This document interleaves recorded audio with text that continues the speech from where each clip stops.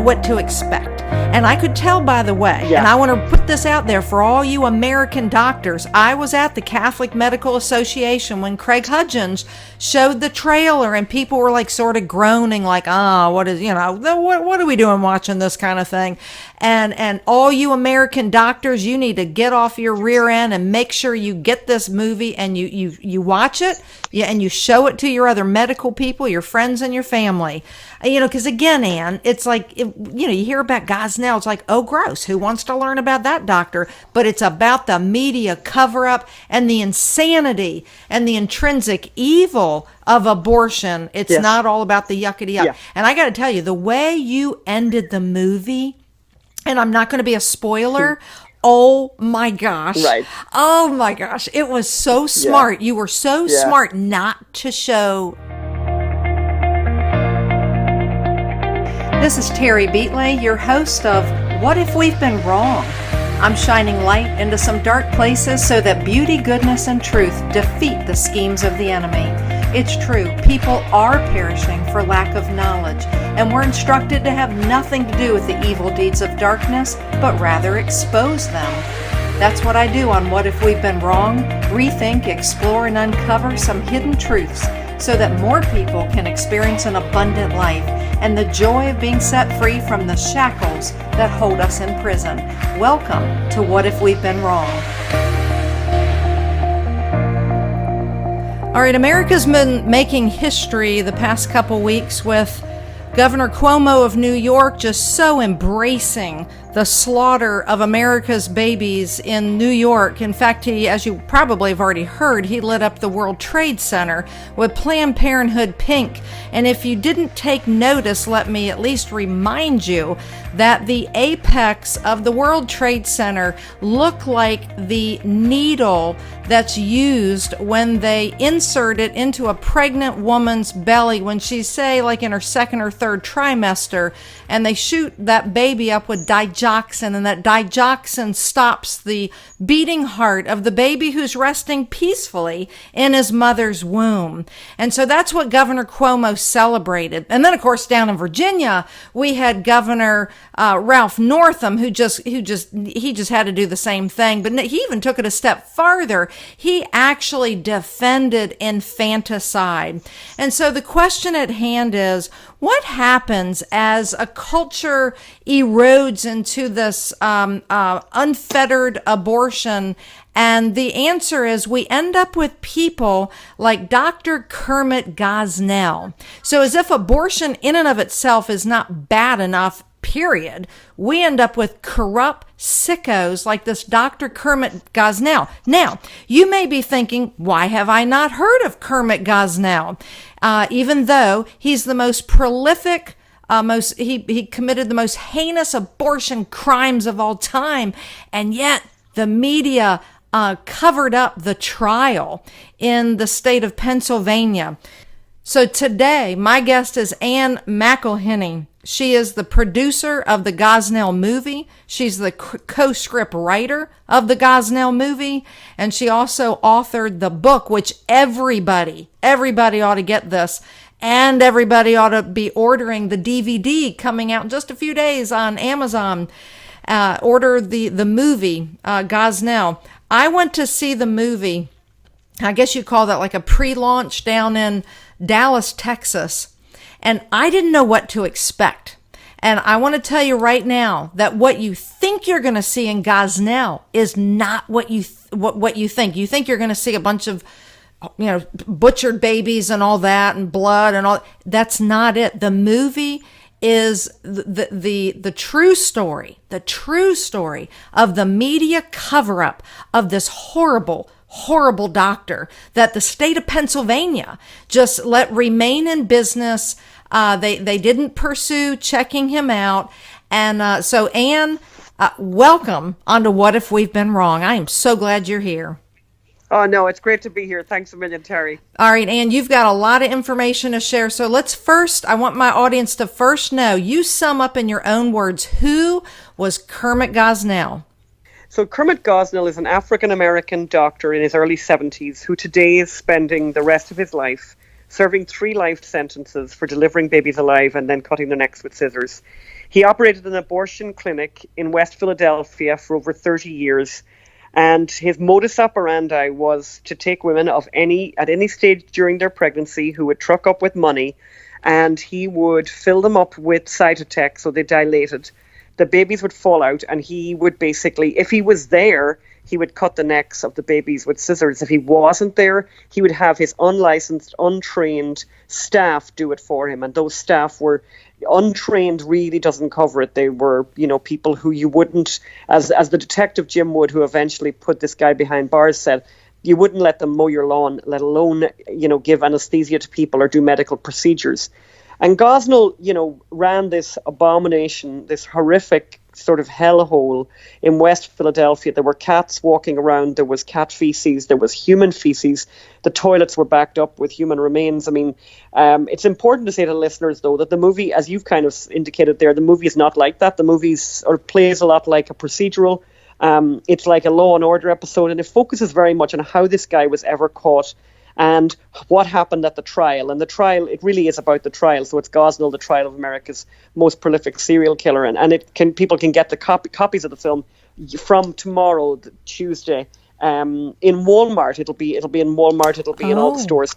But, but yeah, absolutely. But and also it's online. You can buy it at Amazon, but you can get it in Walmart. It'll be in Walmart. And actually they're bookending it. They're going to put it in its most prominent position. And this is a story that has really shocked, people who have heard of it. And the problem is, and the struggle we've had, and the reason we made this movie and wrote the book was because so many people don't know about it. And this last few weeks, as you're very, very well indicated in your introduction, we have the governor of Virginia. We have Representative Tran, who also was from Virginia, really describing in sort of forensic detail, also very calm, very sober, very serious, very articulate, describing, if a baby is born in an abortion, born alive in an abortion by mistake, what happens in America? And, when we heard all the fuss over the governor of Virginia talking about comforting the baby and then letting the mom and the doctor just talk it over and decide what to do. Oh, yeah. This sounded very familiar to us because at the trial of Kermitt Gosnell, an abortion doctor called Karen Fusseline, who works in Abingdon Hospital in Pennsylvania, was asked to come to the stand. She's a perfectly legal abortion doctor. And she was asked to describe a good abortion, what it looked like when it was done really well. And one of the things she was also asked was what would happen if a baby was born alive. And her testimony, all of it, but particularly this section of her testimony, chilled us so much and had such an effect on us. We said, we need to make a movie about this. We need to get this. The people need to know about this. So when we heard about the Virginia governor, we were like, something, we've been trying to get this story out for ages, because here's what she said on the stand under pain of perjury. Mm-hmm. She said, well, we, of course, because we're human beings, we keep it comfortable, like warm and that. Eventually it will pass. So in other words, allow the baby to die from neglect, from dehydration, from just exposure. And she said that. And I can tell you at the time in the courtroom, there were some journalists there and they literally put their pens down, looked at each other, and it was like, did we all hear this correctly? Is this correct? And I'm really grateful, by the way, and I think that the governor of Virginia has done the country some service by highlighting this. And I think, of course, it's interesting that suddenly we're all talking about him being a racist. I don't know whether he's a racist or not. I'm not even sure he is. But I'll tell you one thing I am sure of. His description of infanticide was spot on and exactly what happens in America. And that's a service to the whole country that people know about that. And I think the racism story is a distraction. And I think it has been a manufactured distraction because of this other business. Absolutely. Which is, of course, and I think they've literally manufactured this difficulty. I mean, the man went up for election and no one noticed any of this stuff about him before. And suddenly we have all these stories about him, distracting people from this really shocking story, this really extraordinary story, where he described comforting, comfortable. And he used the word comfort because, by the way, that's what it's called. It's called comfort care. If a baby is born alive during an abortion and then is left to die by neglect, they call it comfort care. Oh yeah, well they used to stick them in. Country would know about it. They used to stick them in janitorial closets. Well, maybe now they wrap them up in a nice fuzzy warm blanket. Either way, you and I both know, and the rest of America knows, it's infanticide. It is out and out murder. And I want to make sure our listeners know this, that your movie was so expertly produced, directed, and every church across America ought to be showing this to your congregations. And I say this, it's not blood and guts and all that kind of stuff. It's about the media cover up.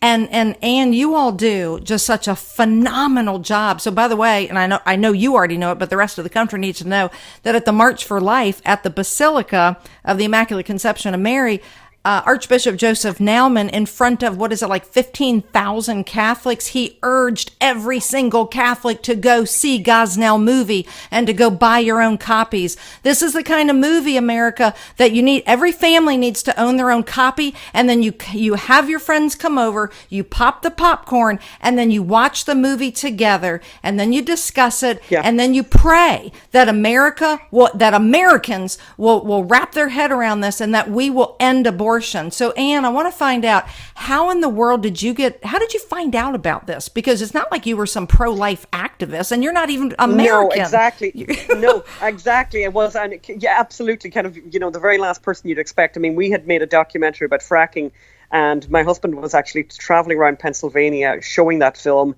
and had a couple of days off, was in Philadelphia, heard about this crime story that was getting some local traction in Philadelphia, but not beyond Philadelphia. And he went to the court. They had reserved the largest court in the courthouse, so because they expected such a large turnout of journalists because of the newsworthiness of the story. And, it was crickets in there. There were about 4 women who were Mennonites knitting and witnessing to these incredible stories. And there was a massive screen that they put up in front of the jury where they projected images, included images of the 47 babies who were found in the premises, the bodies of the 47 that were found when Gosnell was eventually discovered. And then they had these people, one after another, come on the stand, make these incredible statements, witness statements of what they'd seen, what they'd heard, what they knew had happened at the clinic. And, Phelim came back to Los Angeles after spending about a week there, and said to us, this is unbelievable. We need to be doing something about this. And Magda, our business partner, and myself said, no, we don't want anything to do with abortion. It's too controversial. It's not our thing. We don't really care about abortion. And then he said, look, just read the transcripts. I'm going to get the trial transcripts, and I want you to read them for the week that I was there. And we read the trial transcripts, and that, as they say, is, and the rest is history. Yeah. Because all you need to do is read what people said, exactly what I'm saying, like Karen Fusseline, the abortion doctor who took the stand to help, the defense explain, well, now you need to make sure you're not putting this man in prison for doing his job, just doing his job. So they needed to make a distinction between what Gosnell did and what murder was. And I can tell you the jury found it really difficult to make the distinction, because it seemed to them that comfort care and what Gosnell did was almost like the same thing. So that's what started us on this journey. That's 5 years ago. We then did a crowdfunding campaign and raised $2.3 million from 30,000 people, which was really a miracle in itself. And every day was like, things would happen. We would, honestly, the hand of God was all over this, because for us, people, as you say, we're from Ireland. No one's ever heard of us. We made this little video and said, look, this is a big story. This story needs to get attention. We're looking for $2.1 million to make this movie, and the money rolled in. It wasn't easy, but I can tell you miracles happened on a daily basis. Extraordinary people turned up for us and handed over money. And we got to make this movie, which, as you say now, about 500,000 people have seen it in the theaters so far. And as right now, if anyone is out there, go on Amazon and look up Amazon best-selling DVDs, and I believe today, for example, we're the number 1 best-selling drama. Excellent. And have been for the last 2 weeks. And you look at the best-selling DVDs, and we're like, this Bohemian Rhapsody, Star is Born, we're either 1, 2, or 3 with that company. And those are movies that have spent $50-60 million on marketing. We've spent about 10 cents on marketing, but people are getting this film out, and exactly what you say is what I would suggest people do. They should get together, watch it as a family. I know there's a group, by the way, who have made a study guide which I will forward to you so you can put it on your website and share it with your That's great. with your listeners. Yeah, a study guide for people, for example, who homeschool, or even for people, who just want to talk through some of the issues after they've seen the film, because it brings up a lot of issues. And one of the things, of course, some people will do, they'll watch it and say that never happened. But I would urge people, watch the film right through the credits, and you will see all of the pictures that kind of represent a lot of the worst things or the most extraordinary things in the film. And just again to warn people, we don't show anything in the movie. Please don't be worried. The book is very graphic in the sense that it describes everything, but we were very careful with the movie. It's PG-13. We wanted this to be something the whole family could watch. Right. And I because I think that's the biggest hurdle. If you don't know who Gosnell is, and it's like, wow, he was the most prolific, horrible abortionist of America's history. It's like, ooh, gross, who wants to go see that? Or then if you know who he is, again, it's like, ooh, gross, who wants to go see that? To me, that's the biggest marketing hurdle. But again, very loudly, I'm an America out loud. We want to shout this across America. It's not gory. It's about the media cover-up and the insanity of this man who called himself a doctor. And now, Ann, you may have said this when I watched the film down in Dallas, Texas. Didn't you say that any of the crazy extreme things in the movie, they were real? Like the what was it? The fleas down in the guy's basement or something? Flea-infested dead cat in the basement of his house. And things like the fact that he ate salmon teriyaki when they came to raid the clinic, and that he ate the food still wearing his surgical gloves that were covered in blood. And in fact, if anything, we actually tamed down the film because there were things we thought, people won't be able to watch this.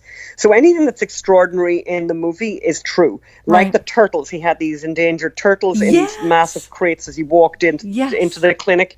That he had a 15-year-old who was the chief anesthetist, that he had all these people working for him who were not qualified. Okay, with your beautiful accent, hey, Ann, with your beautiful accent, people may not have quite understood what you just said. He had a 15-year-old who was the chief, I call it an anesthesiologist, Anesthesiologist. Yes. Yeah. 15 years old. Started work at 15. She hadn't finished high school. And by the way, a lot of people that worked on this story, some of the investigators said that the people were, they were lucky that she was there, because the other people who used to give the drugs, were older, but were, much more, took it much less seriously. So actually, Ashley Baldwin, that 15-year-old girl, was attentive. And under her care, no one actually died. Unfortunately, under the care of some of the other workers, Karnamaya Monger, for example, the Bhutanese refugee, was drugged to death. And unfortunately never lived to tell the tale. She'd been in America 4 months before she ended up dead because of Gosnell's, crazy, clinic where there were just no, there were no standards. And I think one of the other things that's extraordinary, and it's true, is that the Department of Health in Harrisburg, the Department of Health in the Commonwealth of Pennsylvania, with the responsibility to take care of standards of medical facilities for 17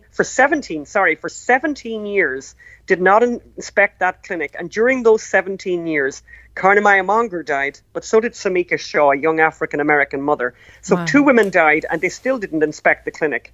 And if they had inspected the clinic, if they had walked in, they would have found dead bodies, in places where people had their peanut butter and jello sandwiches. They would have found, as I said, cats walking around in the procedure room, cat feces, human excrement, because the toilets were backed up with human remains. But they never, bothered to inspect. And there's a story in this. And if this can happen in progressive Pennsylvania, it can happen where you are. Absolutely. And I think this is what's really important about this movie. And that's why I would urge people to go out to Walmart on Tuesday, to go get it on video on demand, watch this film. It's on iTunes, it's on everywhere, and watch it. And also, by the way, very importantly, once you've watched it, leave us a review on Amazon.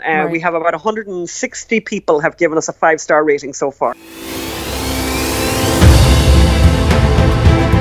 I'd like you to meet Susan Price, Gold Star mother and weekly columnist on America Out Loud. Susan, as a Gold Star mom, what does patriotism mean to you? Taking part in America at a larger scale of all the issues taking place today.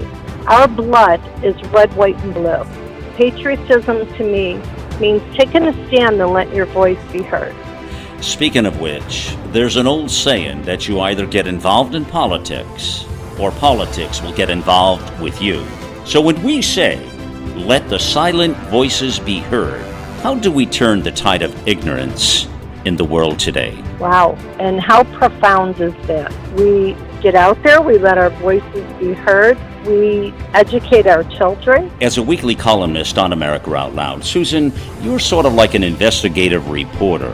Or sometimes we call that in the business like a dog with a bone. So, what is your ultimate goal with your weekly column on America Out Loud? The one goal that I have in mind is to raise the consciousness of the subject at hand, especially those who are clueless and have no idea that there is a problem in the first place. That's making a difference. Our goal is simple, to deliver a message of truth, inspiration, and hope to the world. It's to unite people from all backgrounds and beliefs in an effort to advance humanity. America Out Loud. Welcome to the new era in communications.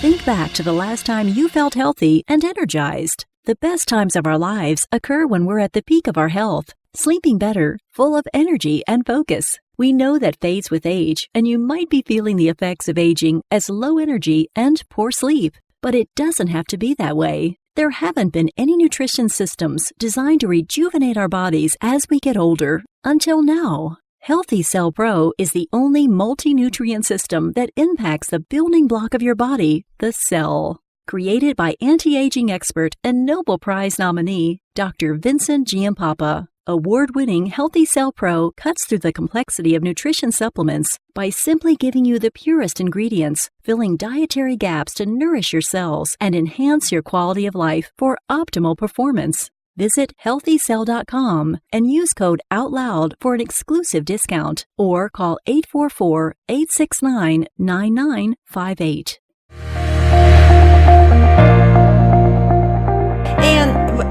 How has God worked in your life? I mean, if you could name one thing, because clearly this has been by the hand of God, what are you most grateful for? Or what's at least one story you would want everybody to know how you really feel like, Terry, God showed up?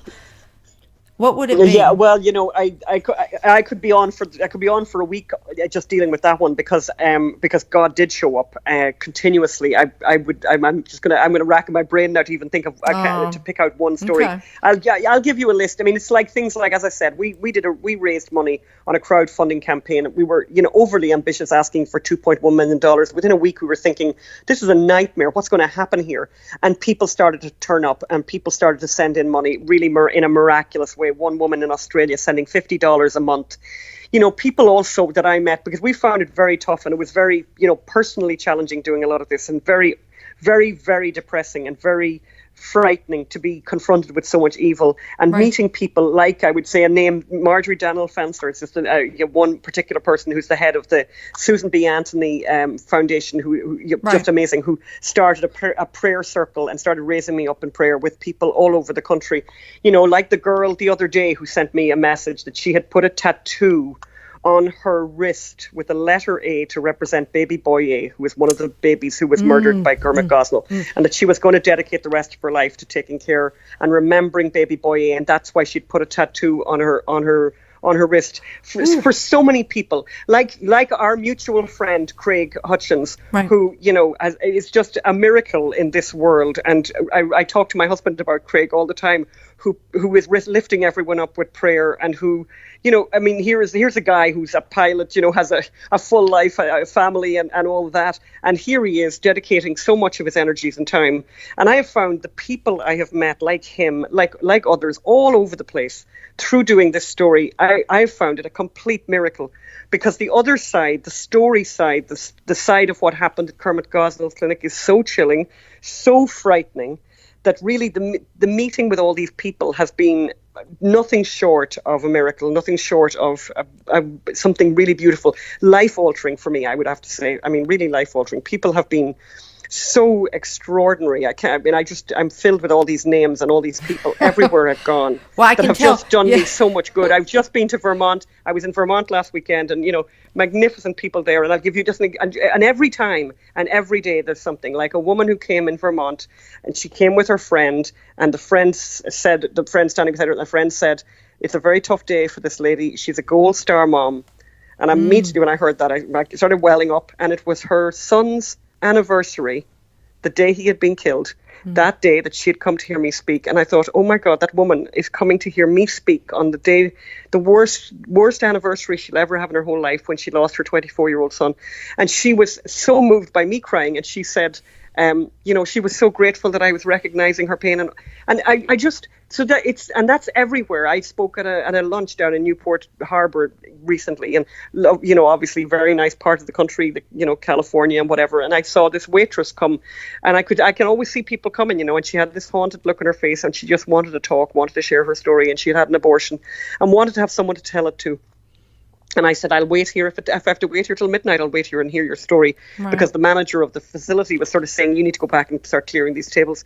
But there are there's stories like that everywhere. And I mean, I have been very, very, very moved and very, energized, really, actually, by these people that I have met, by the people who are out there doing these extraordinary things, like a man in Boston, an incredible man in Boston who gave us a very large donation. I went and met him, Presbyterian, humble, quiet-spoken, shy, and who has been arrested, I think it was 27 times, there you for go. praying outside abortion clinics. Well, and I mean, they're the best. Your listeners know these guys, and this guy, I can tell you, I didn't ask him, but I can tell you, and kind of guy I'm talking about. Yeah. I would say he's never had a parking ticket. I would say he's never had a parking ticket. It's like the worst thing could have ever happened to him, to be in a police station. But that's what he does with his spare time. Right. And friends in Denver. I've got a friend in Denver, and she cycles with a bunch of women. They cycle down to the abortion clinic, and they kneel down on the street. Yep.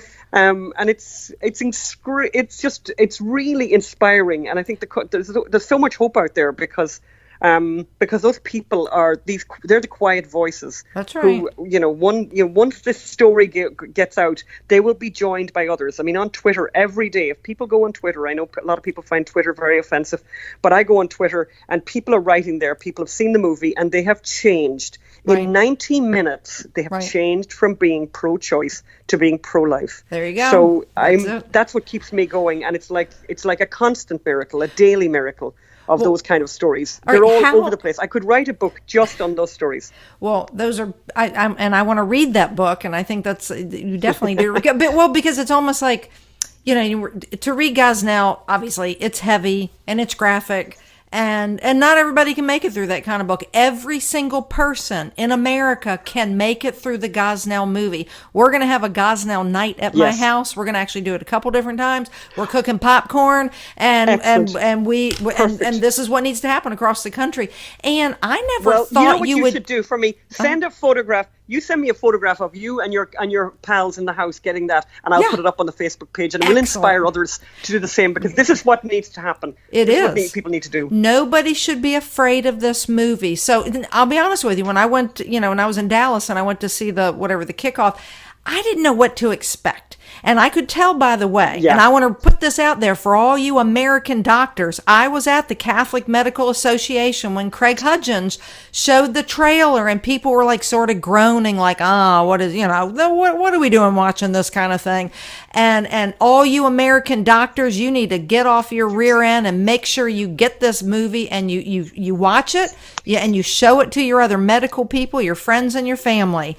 Because again, Ann, it's like, you hear about Gosnell, it's like, oh, gross, who wants to learn about that doctor? But it's about the media cover-up and the insanity and the intrinsic evil of abortion. It's not all about the yuckity-yuck. Yeah. And I got to tell you, the way you ended the movie, and I'm not going to be a spoiler, oh my gosh. Right. Oh my gosh. It was so smart. You were so smart not to show the pictures, but I'm just going to leave it at that.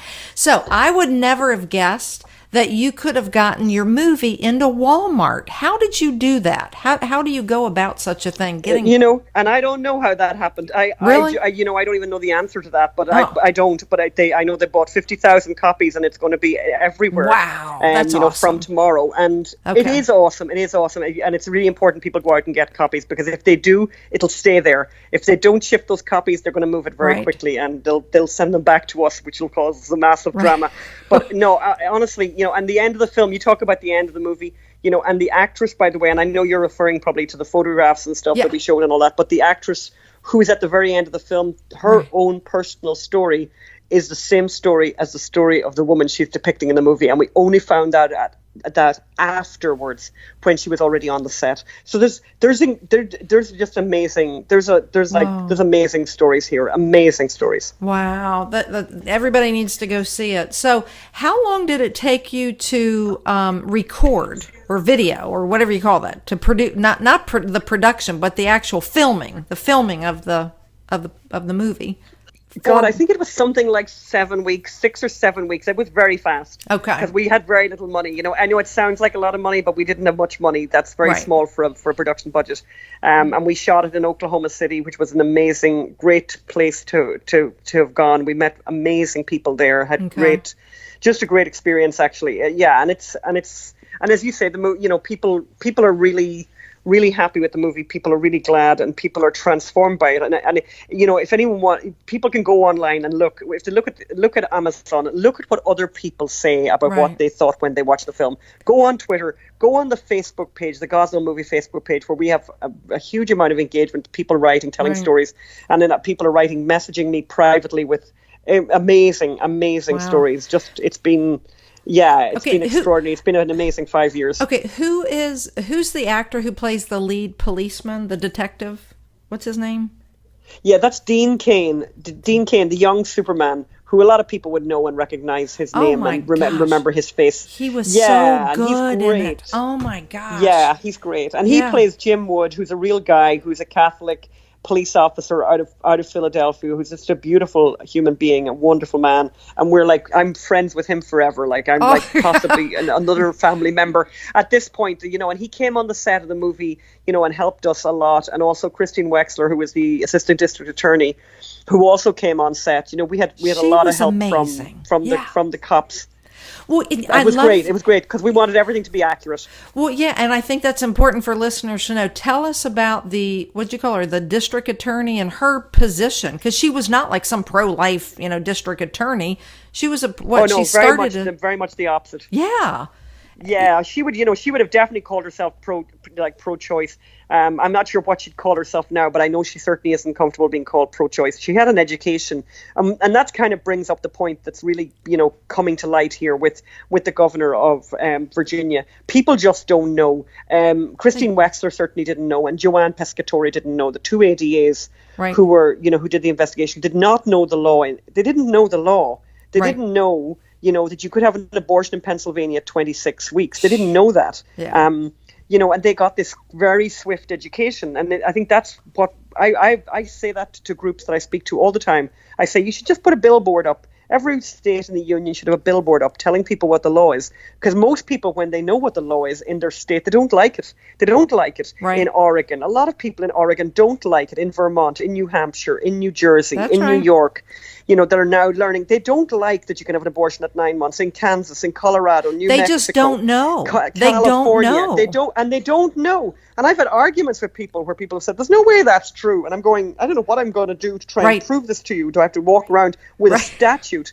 But honestly, people need to be informed. And even in the other states where apparently you can't have an abortion up to 9 months, the law is very wishy-washy. That's right. And there's all kinds of well, if this and if that, and the health of the mother. And when it comes to the health of the mother, they start to bring in all kinds of things like mental health. And I've seen plenty of documents where that becomes very problematic, where it's like what exactly does that mean? And it can mean anything, of course. Absolutely. So Yep. I would just urge people to watch the movie, watch it in a group, and get educated. I have to go right now, unfortunately. And but I'm so grateful for the time. All right, I'm grateful, and we, the United States, Americans, are grateful how God's used you and your husband to tear down the stronghold of the abortion industry. The day is coming in America when abortion will be no more. And I'm talking about no more. The only way you're ever going to be able to get an abortion is if you go get yourself an illegal abortion, just like it used to be, because abortion is an intrinsic evil. There's nothing good that comes from an abortion. So, Ann, God bless you. It's going to continue to be a huge success. Thank you, and may the Lord protect every single step of you and your husband. God bless you. To be recognized as a groundbreaking news and lifestyle platform, an alternative news source requires top-tier analysts, strategic thinkers, and impressive commentators.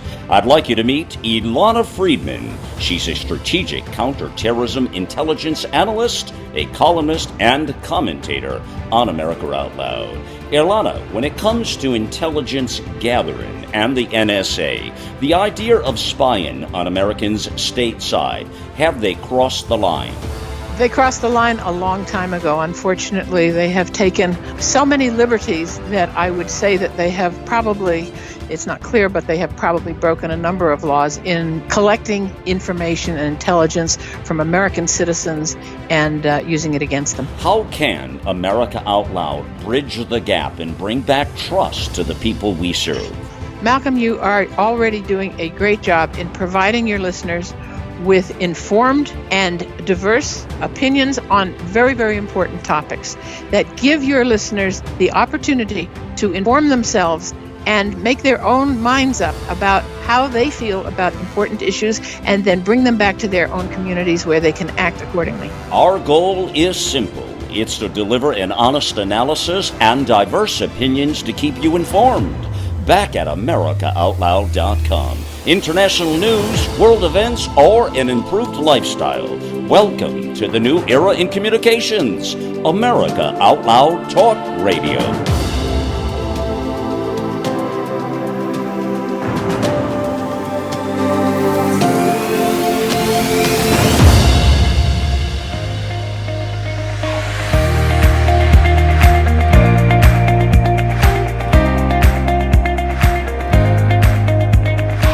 So everybody go get your copy of Gosnell, tweet about it, put it out on Facebook, any of your social media, get together, cook, pop some popcorn, and everybody watch it and learn, okay? Because you're going to learn how the mainstream media totally covered up the horrific abortionist, Dr. Kermitt Gosnell. So we're really talking about what kind of an America do we want? Do we want an America where life is valuable? Or do we want an America like Senator Patty Murray, the Democrat out of Washington State, who blocked the unanimous passage of the Born Alive Abortion Survivors Protection Act? She did this February 4th. This is a bill that would have required doctors to provide medical care to babies born alive during failed abortions. So this was a unanimous consent vote. This is a mechanism under which the bill passes the United States Senate if no senator objects. So you would think every single, all 100 of the United States senators would be in support of such a bill, but that's not the case. So Murray, she objected to the motion claiming that there are already laws against infanticide. Well, technically she's wrong. And so this bill ended up being, I guess the word is tabled. It was not voted on. And so this bill passed the House of Representatives. But sadly, it's the Democrats in the United States Senate that are blocking this. And so right now, it's so sad to think that years ago, before abortion became so institutionalized, before it became so politicized, thank you, United States Supreme Court, it didn't look like this in Washington, D.C. You did not right now it's It's side by side. I mean, you've got all the Democrats who are in favor of abortion. Now it's fair to say they're not even willing to stand up, cast a vote against infanticide. Folks, if that's the kind of country you want to grow up in, where a baby literally survives abortion, the baby's lying there on the table alive. And if you want the kind of country that Virginia's Governor Ralph Northam just described, that, oh, you're looking at the baby, oh, we'll keep the baby comfortable while we watch the baby die. Those are my words. His words said, well, we'll keep the baby comfortable. But this is a human being born alive, and they're literally just going to let the baby die, if that's what the mother says. If she says, I don't want this baby.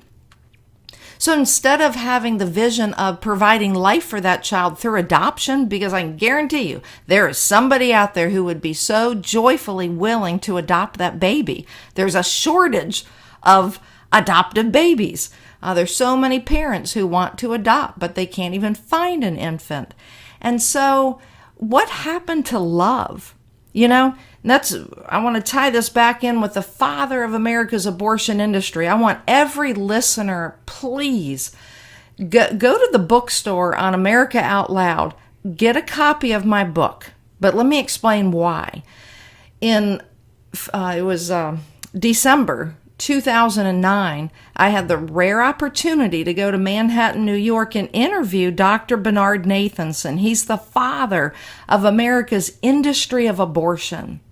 And I mean, he personally was responsible for 75,000 abortions, including the death of his own child, actually 2 of his children, but he actually killed one of his children. And the reason his story is so significant, it's because he was the father of the abortion industry who founded NARAL Pro-Choice America, which is the first pro-abortion political action organization. And then he trained Planned Parenthood how to slaughter babies in their mother's wombs. And Dr. Nathanson, he celebrated Roe v. Wade decision in January 1975. And then about 4, 5, 6 months later, the hospital he was working at, where literally he was birthing babies on one floor, or trying to save the life of, say, a 24-week-old baby in New York City who was trying to come into the world prematurely. So he's trying to save the life of that baby. And on another floor, there's a woman who wants to abort her baby at 24 weeks. So it was a real whipsaw. You can imagine a whipsaw kind of work environment. Was he there to save life, or was he there to kill life? And so when the new science of real-time ultrasound was invented and the hospital bought the machine, rolled it in, and he started seeing babies in the womb on real-time ultrasound, his heart was convicted. I mean, he saw the humanity, the undeniable humanity. These are little babies, little baby girls. I mean, they keep talking about women's health care. There is no women's health care if we're killing 500,000 baby girls every single year and calling that women's health care. Those little baby girls, they're not choosing abortion. They're not choosing death. In fact, what they discovered on ultrasound is that when the baby is about to be aborted, the baby's heart rate speeds up exponentially, and the baby actually tries to move away from the suction tube. And this has all been captured. Dr. Nathanson made a film called The Silent Scream, because what they caught on ultrasound video is that the baby opens his or her mouth in the silent scream, and he said that's the silent scream of a child threatened imminently with extinction. So we come back to the point, are we really going to continue to politicize this so much that there's certain politicians that won't even vote for a bill that would say, look, if the baby survives abortion, some of these babies are 9 months old. They're ready. They're completely fully developed. They're 6, 7 pounds, and they've survived abortion. Don't we want to recognize the humanity of that baby and love that child? What happened to love? Well, Kermit Gosnell, clearly, when you watch this film, that man he's a beast, but he comes across as, very, I don't know, he comes across as almost like in this dignified sort of way, but he's so riddled with evil that he has no clue really what he's doing. And I guess, I don't know, they're just for the money or something, but it's so wicked, so evil. And then when you compile on mainstream media, completely covered up. I mean, this is something every single American should be on the same page. You know, this is one thing we should be unified on. So no baby deserves to be pulled out of his or her mother's womb and have their neck, their spine cut, and then literally thrown into the garbage. And this is what's happening all across America. There is no medical reason why any woman has to have an abortion. Wrap your head around that. That's Dr. Bernard Nathanson. That's back in 1979. After he had seen the baby on real-time ultrasound in 1973, he resigned from NARAL Pro-Choice America January 22nd, second anniversary of Roe v. Wade. He resigns from NARAL after begging NARAL for 2 years to recognize that they have a medical, moral, ethical issue on their hands, that the real-time ultrasound has opened a window to the womb, essentially. You know, they can see what's in there, and that's a human being. And so the father of America's industry of abortion, you know, he, by the end of 1978 or beginning of 79, he had committed his last abortion and no more, because he could not find any medical reason why anybody would ever have to kill a child in the womb. Now, if the mother's life is in danger, and this is something everybody, you need to understand, you need to be able to explain this to other people. This is not complicated. If the mother's life is in danger, by all means, go for the doctor. Go try to get that baby out of there. But you don't go into the womb with the idea of aborting the baby. You go into the womb with at least the attempt of trying to save the baby's life. You don't go into the womb crushing the skull, pulling the legs off, pulling the arms off. It's just crazy. I mean, when you think about it, it's just so basic. It's like a basic. I don't know what part of this Americans are not understanding. You know, because now it's not. We all know it's not a blob of tissue. Now, make no mistake, Planned Parenthood, they continue to tell young women that this is not a baby yet. This is just a blob of tissue, just a clump of cells. That's the newest thing. It's just a clump of cells. It's not a baby yet. Or they try to dehumanize it by saying, well, it's just a fetus now. It's a clump of cells. Well, what most people don't understand is fetus is young child or living child in Latin. So it's just, we have 60 million dead babies. You know, Dr. Nathanson said that as long as abortion is legal, America is going to see increased violence, increased public turmoil, and the disintegration of the American family. Well, he said that in his resignation letter to NARAL back in 1975. So has that happened? Yeah. You know, the other day I was pulled over for speeding. And I had the great opportunity to talk to this very nice policeman. I think he was so appreciative that I was courteous and nice back to him. I offered him one of my books, but of course he could not take it because that would be considered a gift, and they're not allowed to take gifts. I did not realize that, but I told him that what my book is about directly impacts blue lives. You know, Blue Lives Matter. By the way, that's a great show on America Out Loud, Randy Sutton show, Blue Lives Matter. Because what I told him to the police officer is like, I hope you'll get my book, because you're going to understand how the abortion industry impacts your career, how it impacts police officers. Because if Americans have no respect for a little tiny innocent baby in a womb, why would Americans have respect for a police officer who just pulled you over for a speeding violation? Or maybe he's serving you a warrant for something at your house.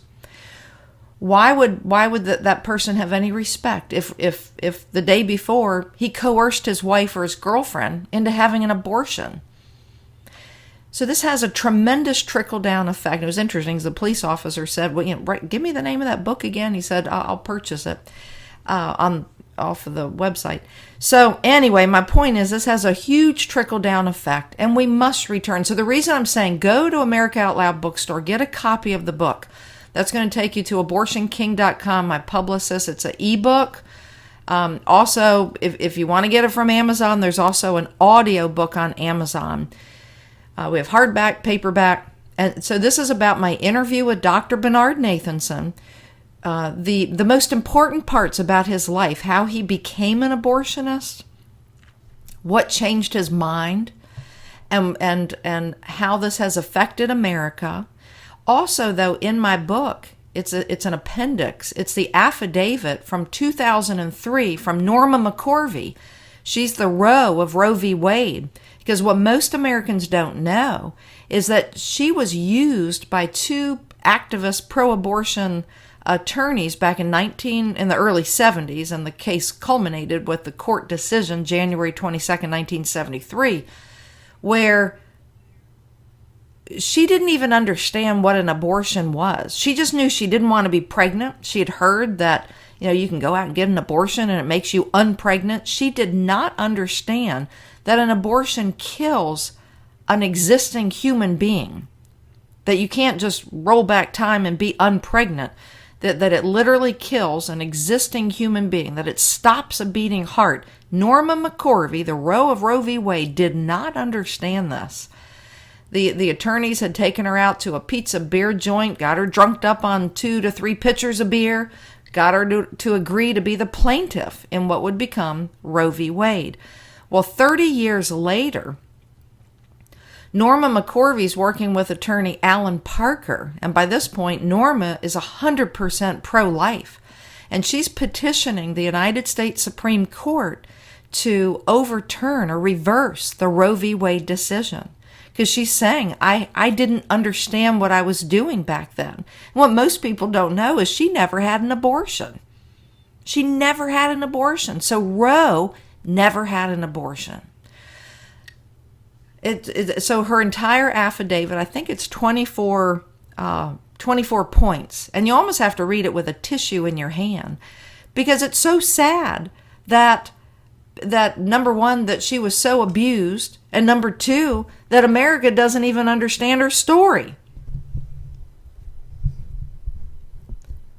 The average American has no clue that Roe of Roe v. Wade didn't even have an abortion, and she tried to overturn.